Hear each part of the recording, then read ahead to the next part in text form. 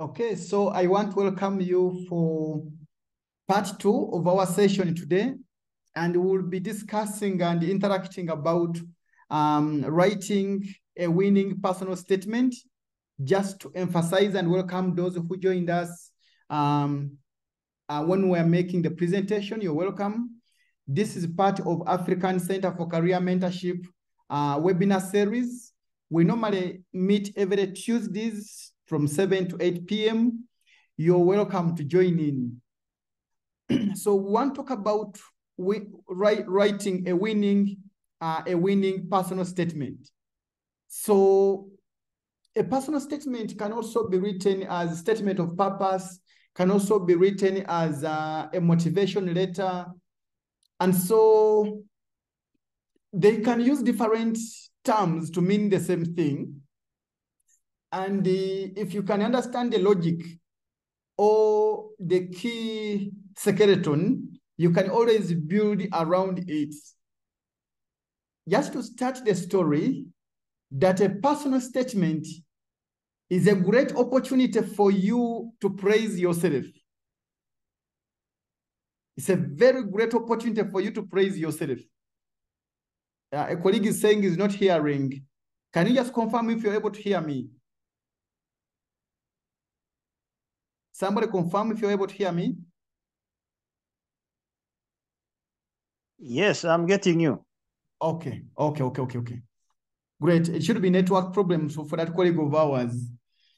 Yeah, so a personal statement is a great opportunity that you have to market yourself and to praise yourself and to make a case for yourself. And so you need to give it the best. You need to give it your full energy. You need to praise yourself to the fullest. I just want to talk about that. So a personal statement is that you are praising yourself before the scholarship team or the admission team. You're telling these people that, you know what? Please take me on because I am resourceful. Take me on because I'm a very good candidate. Take me on because I will make you proud. Take me on because I want to drop out of the course. Take me on, I will make you to get value from the money you're going to invest in me. So that's the biggest message about personal statement. Now, I just want to confirm that writing is not easy. Writing is not easy. And therefore, just like to inform you that writing is a skill which grows over time. So what we did at African Center for Career Mentorship is that we have a coaching program. We help prospective students grow the writing skill. We support you to grow. So we meet every Sundays and Saturdays just to help you improve your essays. By the time you submit your essays, they are in a better shape or they are better improved. Just to confirm that writing is not easy and it takes time for the skill to grow. Just a quote from some of the mentees that currently I am mentoring and I'm currently coaching. When I think about what to write, I almost collapse because I don't know where to start from. So that is a female mentee, and she mentioned that in August when we are beginning the program. I requested her to write a small story, any story. I told her, choose anything you want to write about. Anything, even if it is eating or what, just write a small story. Now, this lady is aspiring to do a master's program, but she said writing is hard. She failed to write a small story, even if it's only 2 lines. She said, I don't have what to write on. And for me, I agree that actually writing is not easy and it takes time for the skill to grow. The second comment, this is very recent. He said, all the ideas you tell me to write, I know them, but the biggest problem is how to write these. And this is a male mentee who mentioned this. And so we think that writing is a skill and that we should give it time, and we should be intentional in building the skill of writing. So let's dive into writing personal statements. Now, some universities and some scholarships, they may just give you an open check and say, write a personal statement about yourself.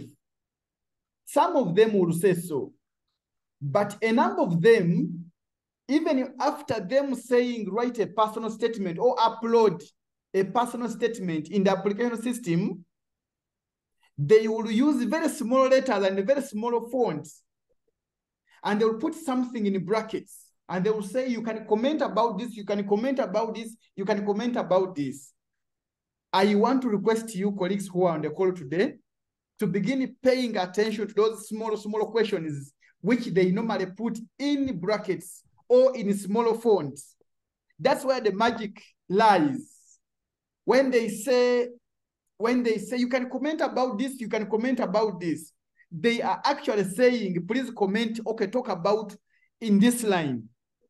So I'm just picking some of the issues that that we are currently working on with some of my mentees whom I'm coaching right now.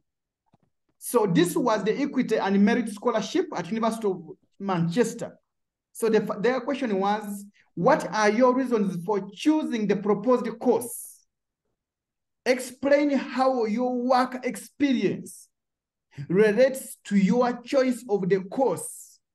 250 to 200 words. So my message here is that pay attention to the questions they are asking. Please pay a lot of attention to this. When they say, what are your reasons for choosing the proposed course? Explain your work experience. So today I was reviewing an essay to one of my mentees whom I'm coaching. She's applying to an Australian university. Now, what she had put in the essays, I just wanted to see whether she will reason in the same way she has written the essay. So I asked her, so why did you choose this university? She told me two very striking reasons. She said, number one, this university allows me to specialize when I'm doing my master's program, which for me, I think I can specialize in my area I am interested in. I said, okay. This university has a full funding which caters for international students. And for me, I'm looking for full funding because I'm from Uganda. I said, powerful. But you've not put these two issues in your reasons why you're choosing this university. She said, you mean I should write these ones also? I said, yes. Please write them, because she was very sincere, and the way she was narrating it is, in other words, it was very organic, very, very organic. It was coming out very naturally because she had read on the website. But what she was struggling to put in the essays, I will say it was manufactured. I will use that word. It was manufactured. So what I'm saying is that pay attention to those small reasons and some small statements which they normally put in the brackets. On the same scholarship, which is Equity and Merit Scholarship, they were asking, how will obtaining a master's degree from University of Manchester improve the lives of others? So the key word when you're narrating your write-up is master's degree from the University of Manchester. The key words are master's degree from the University of Manchester, and then improving the lives of others. So when you're writing the essay, you must connect what it means and the ingredients around the master's degrees from University of Manchester, and how that will prepare you for you to improve the lives of others. Now, some of these things are not spoken or emphasized, but they are very critical. And I want you to begin paying attention to those similar questions in brackets. I want to dive into another very popular scholarship, which a number of us on the call could be responding to. I know many of us could be responding to this Chevening scholarship for 24-25. Now, the big statement they give is called Leadership SC. So for you, you may easily just begin writing about Leadership SC. But in brackets, after the heading Leadership SC, in brackets, they put these words here. And I want you to listen to them. Sorry. I want you to listen to them. Chevening is looking for individuals who will be future leaders or influencers in their home countries. So the key word is future leaders or influencers. So if you just begin writing a personal statement or a leadership essay without reading these things, you're likely to miss out the idea. Explain how you meet this requirement using clear examples of your own leadership and influencing skills to support your answer. So what I'm saying is that don't only read the heading leadership, and you begin writing on leadership immediately. Pay attention to the smaller words which normally come through. Now, this is the networking essay. The key word is networking essay. And it says Chevening is looking for individuals with a strong professional relationship building skills who will engage with Chevening community. So the key word is strong professional relationship building skills. You should be able to build professional relationships, and you should be able to engage with Chevening community and influence, lead others in a chosen profession. And the story goes on, and the story goes on. This was the reason for studying in UK or for staying, this is the essay number 3 on Chevening, and then this is the essay number 4, which is talking about after, in other words, after the course, what next after the course. Now, these small words are in brackets always. One thing from my experience, they are always written in small letters, in a very small font. Now, most of my mentees whom I am supporting, they struggle, they just look at the big picture and they say, they are telling me to write about leadership, so I should begin writing about leadership. Now, just to emphasize the point that don't begin writing a personal statement when you haven't yet chosen which university to go for, and which course to go for, and which research area or program do you want to go and study for your master's or PhD. Don't begin writing a motivation or a statement of purpose when you haven't chosen which university, which course, which program or the research area, and which supervisor you want to go and work with. Why? Because those two complement, all those three help you to build up a personal statement, and I'm going to explain something in that line. This is another university in Australia where one of my mentees is shooting. The question they give is, the big thing in the application, they say upload a personal statement. That's what they have put in the application portal. Upload a personal statement. So, but under that they say, why have you chosen to study at University of Tasmania rather than in your home country or another university in Australia?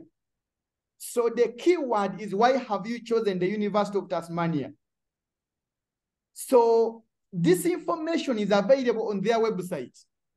If you go and you read their website upside down, you will understand why they stand out.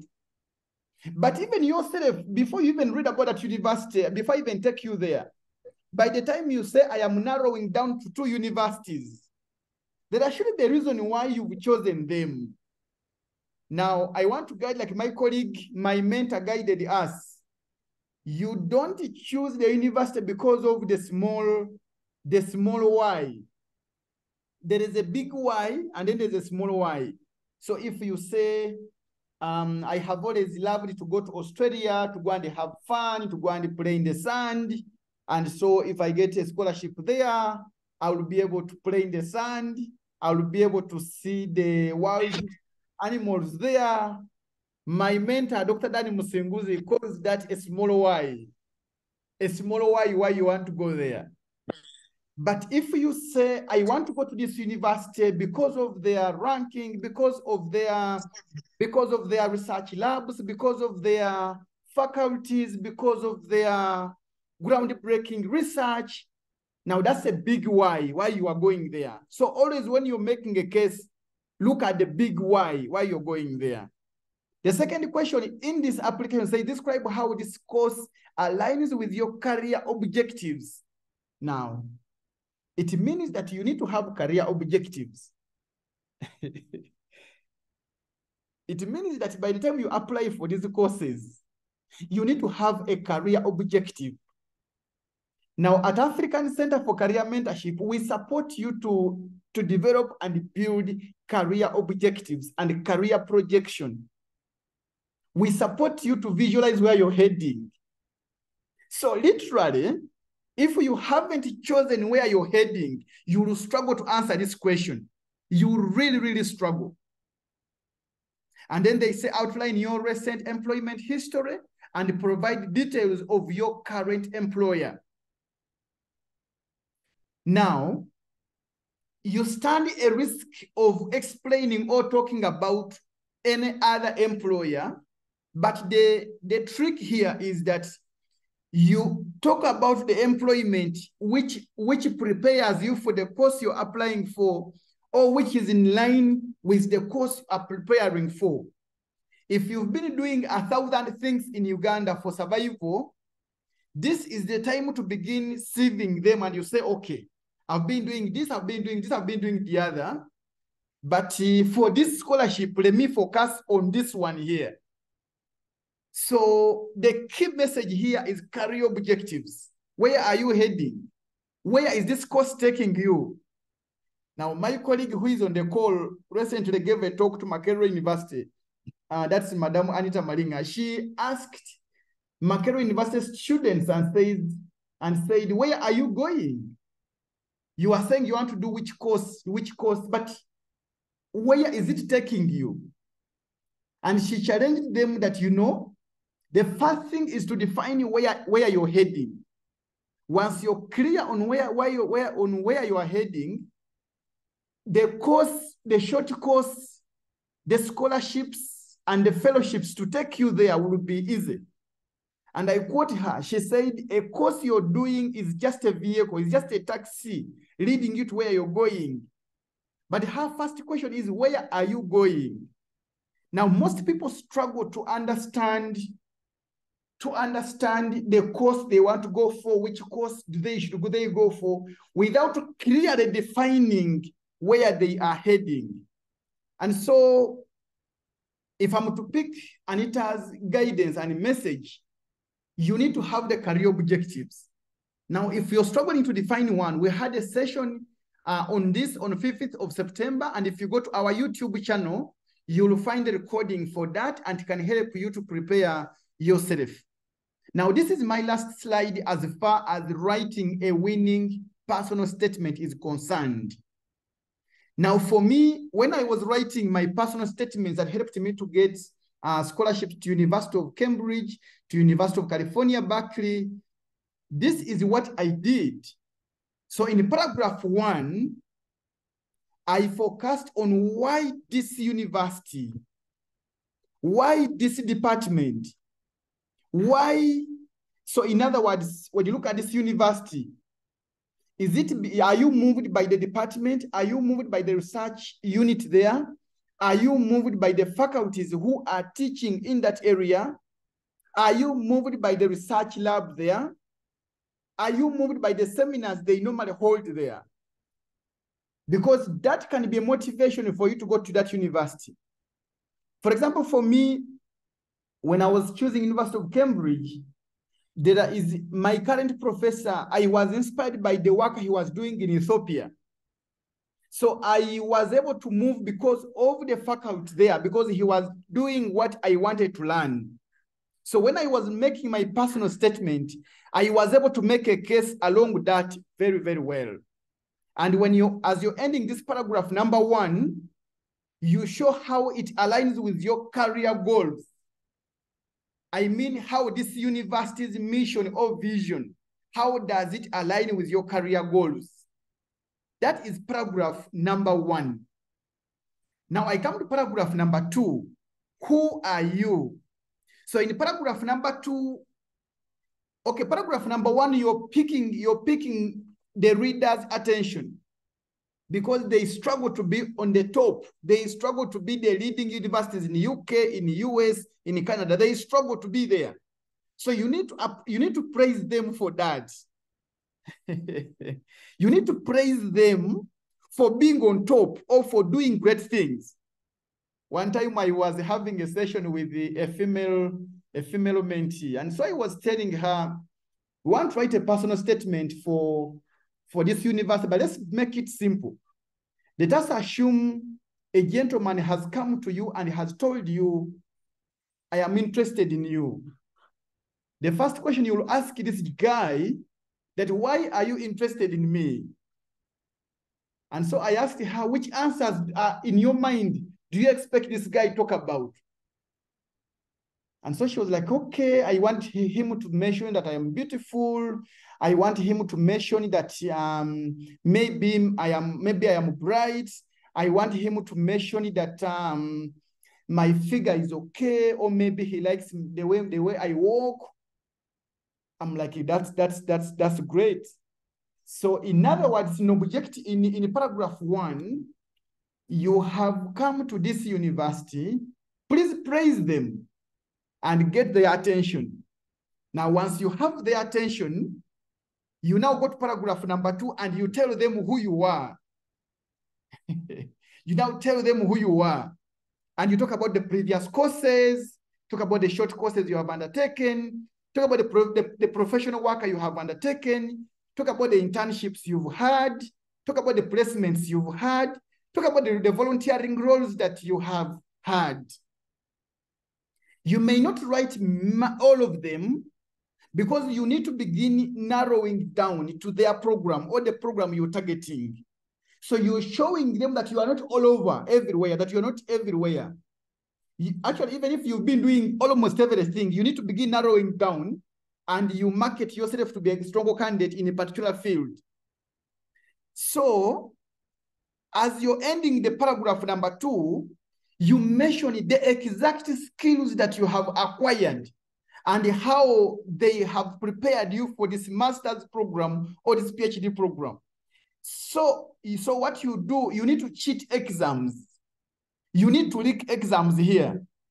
So what you do, you go and read about the course you're applying for, and you see the modules you're going to be covering. Then, when you're measuring the skills that you have acquired from the previous course, you try to show them that you have acquired this skill, which will enable you excel or pass or understand the modules, this, which is part of the course you're applying for. This paragraph 2 is very important, very, very important. Who are you? So I go to paragraph number 3. What research, what program are you targeting to work on? Now, for the people who are going into research, into PhD by research or MPhil by research, this is the chance for you to describe the topic you want to go and work on. What research question you want to go and answer? Why? Most of these international universities, they want a very focused student. Why a very focused student? You only have 9 months to study a master's program. So if the student is not focused, the 9 months will get done when this child is trying to figure out what to study or what to work on. So once they see you are not focused, they will leave you out. They will not take you on. So what research program or topic or research idea are you targeting to work on? And whom are you targeting to work with? Sorry, I was supposed to say with who. Whom are you planning to work on with? So you try to, you mention the supervisor's name. And how are you better prepared for this particular research topic or research program? Now, let me tell you something, why it is important for you to mention the professor you are planning to go and work with. When you mention their name at admission stage, when the department receives 100 admission applications, applications, and you have mentioned the name of the person you want to work with, they will contact this guy and say, Professor so-and-so, there is a student from Kenya who wants to work with you on this area. Do you have funding? Do you have space? Are you taking on students? And this person will say, okay, send me that person's CV and we see. And so once this professor sees that your CV is great, all the areas you are proposing to work on interests and excites him, he will say, yeah, I have funding and I'm happy to take on that master's student or PhD student. Now that alone makes you stand out among the 100. But just to add on a point there, as you conclude in that paragraph number 3, what else are you coming with to the team or the research lab? What are you bringing on table? The last paragraph, if they just gave you an open check, is what next after the course. Now, don't finish writing your personal statement without hinting on what next after the course.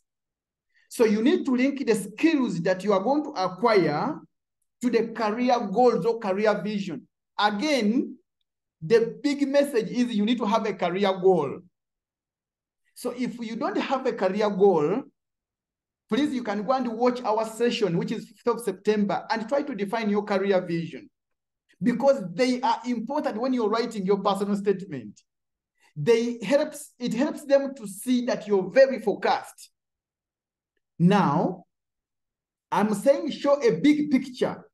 A big picture is, don't say that after finishing the master's, I'll now go and sit in my village and my village mates begin respecting me because I'm the only one with a master's degree. No. They will not take you on.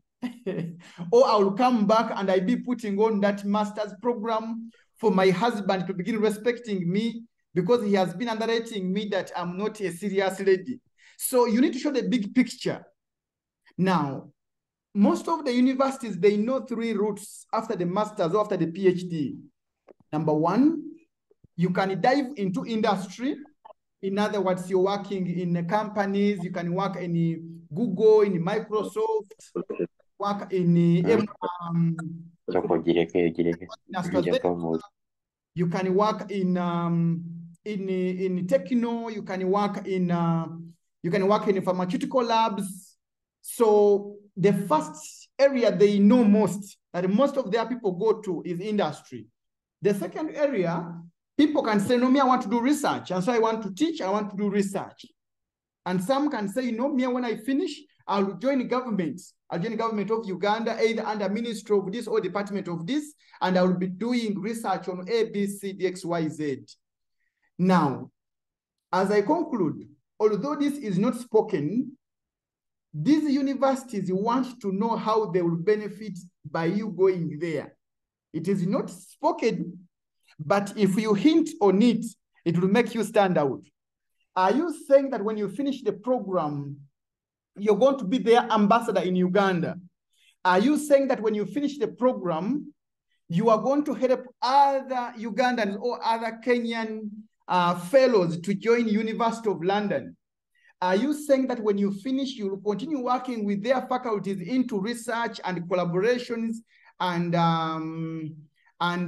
grants applications and consultancies? Are you saying when you come to Uganda, you will enable them access some of the outreach points for their students, for their researchers? Some of those things may make you stand out.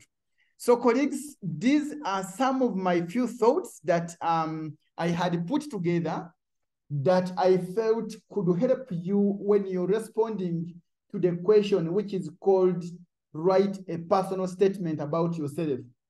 Another key point I have not emphasized is the word count, is the word limit. If they say around 500 words, you'll be around 450, 460, 470, 499. If they've given you a space of 500 words and you only write 50 words and you stop there, literally they will know you don't have what to say. And it is not good. It is not good. So you need to be near to the word limit. So colleagues, I want to thank you so much for coming to join the call. And I want to give you a chance to make some comments and maybe some inquiries, and we learn together. Over for now. You can use the chat or you can just raise up your hand. We are few.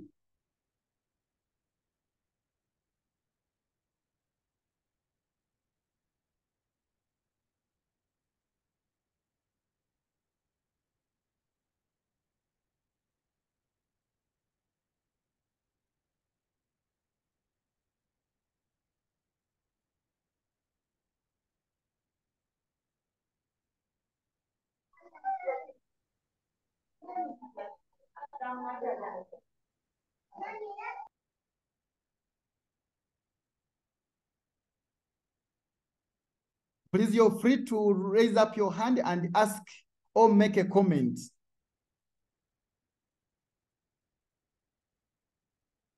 Okay, Moses, thanks for appreciating. And Moses, thanks for appreciating. Okay, somebody says it was clear and elaborate. Okay.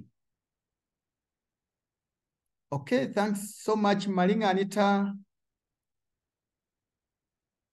And Joshua, thanks for appreciating and thanks for creating time for our session. I don't know the time it is in Ghana, but you're welcome and thanks for joining in.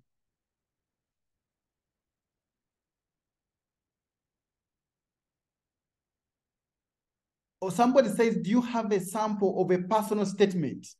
Yes, of course, we have a number of them. And in the YouTube channel, I was teaching using a personal statement. So they are there. They are there.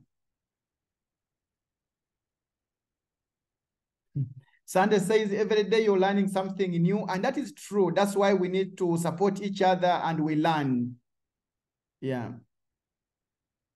Okay, Victoria says you're in the right path, and so that's great. And so let's keep it up.